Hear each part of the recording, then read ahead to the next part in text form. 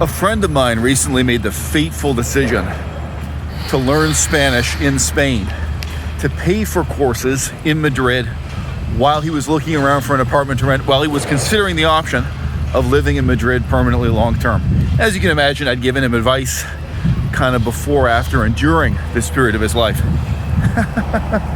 He said to me with considerable disappointment that looking back now, he wishes he hadn't done it because, of course, he could have spent the money learning some other language, living in some other city. And I said, no. If it hadn't been your money, if you hadn't taken on this challenge at your own risk, on your own initiative, you would not have learned. Getting Spanish lessons for free, Spanish lessons provided by the government school board for free, Spanish lessons you're forced to take. It's not your initiative, not your idea, maybe even against your will, right? Spanish lessons paid for by your parents because your parents thought it was a good idea. That's different. You aren't really learning.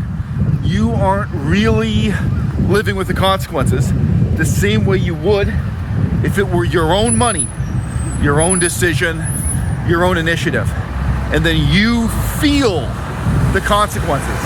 The consequences are real for you in a way that they wouldn't be if somebody else had paid for it. Now, Michel Thomas has popularized this notion that stress of any kind, effort of any kind even, is completely inimical to learning. Sorry, I probably shouldn't use such an obscure word as inimical, okay? That experiencing tension is an obstacle to learning. He tells you again and again that you should not try to memorize the vocabulary. You should not study. You should not review. You should be completely relaxed as you work your way through his lessons. And I think I've underestimated in the past the extent to which this is even a kind of hypnotic suggestion that sinks in with people. That people listen to this on these audio cassettes again and again with Michel Thomas, and they're more influenced by it than they realize. Certainly Steve Kaufman, certainly several of the most popular and influential YouTubers who kind of peddle language learning advice, they've been very deeply and uncritically influenced by this.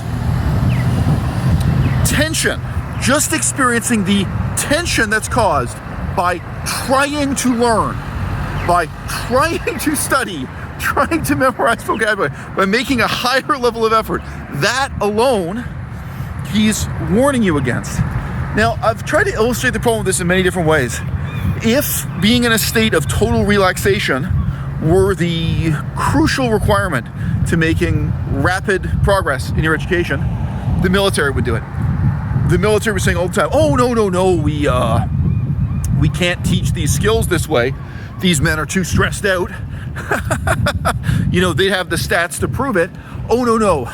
If men experience tension, if men are highly motivated, if they're striving and suffering and making this effort to learn, then they won't learn at all. No.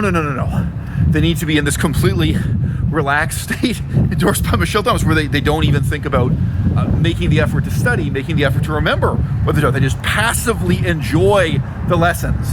They just passively feel entertained by the teacher. That's the Michel Thomas method. It's really the professor as entertainer, and ultimately, of course, the audio recording as entertainer, because that's what you're paying for. And I'm sure people are influenced by this and go to university thinking this is the way to learn. This is the way Michel Thomas built his multi-million-dollar educational empire, however you want to put it.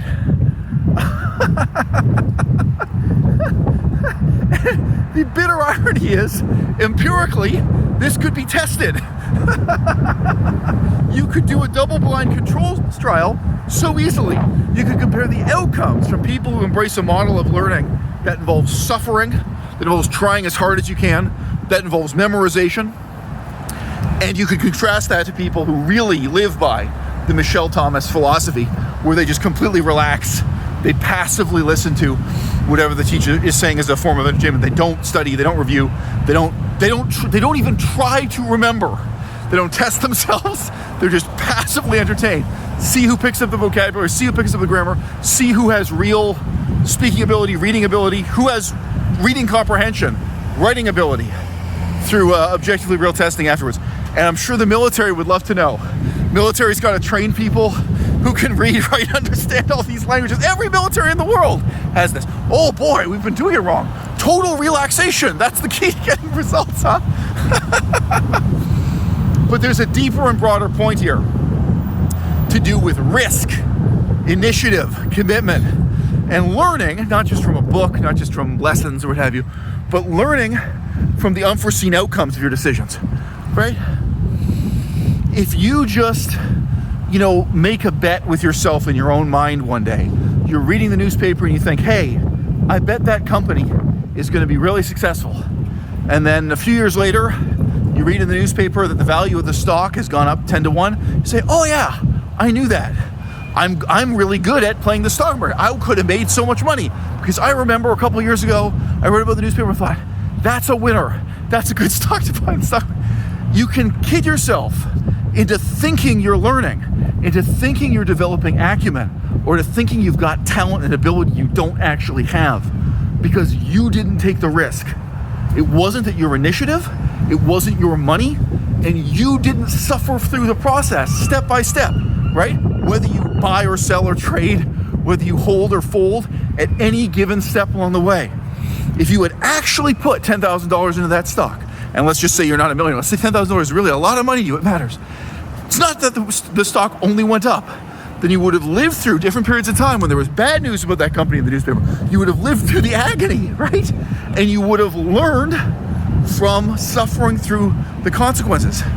My point here is not that you learn by losing money and not that you learn by gaining money, but that there is a kind of learning that only comes about through suffering, through your initiative, your risk. That's easy to visualize when we're talking about money, and it's harder to visualize when we're talking about time, effort, and love. Yeah, I said it. There's emotional risk too. There's being vulnerable. There's letting someone into your life, being honest with them, trusting them. There's taking a risk to love someone and try to be loved, to understand someone and try to be understood. But it's only when you're taking those risks in your own initiative. That is when you learn. Not when it's easy, not when it's free, or not when it's someone else's money, someone else's initiative, someone else living with the consequences.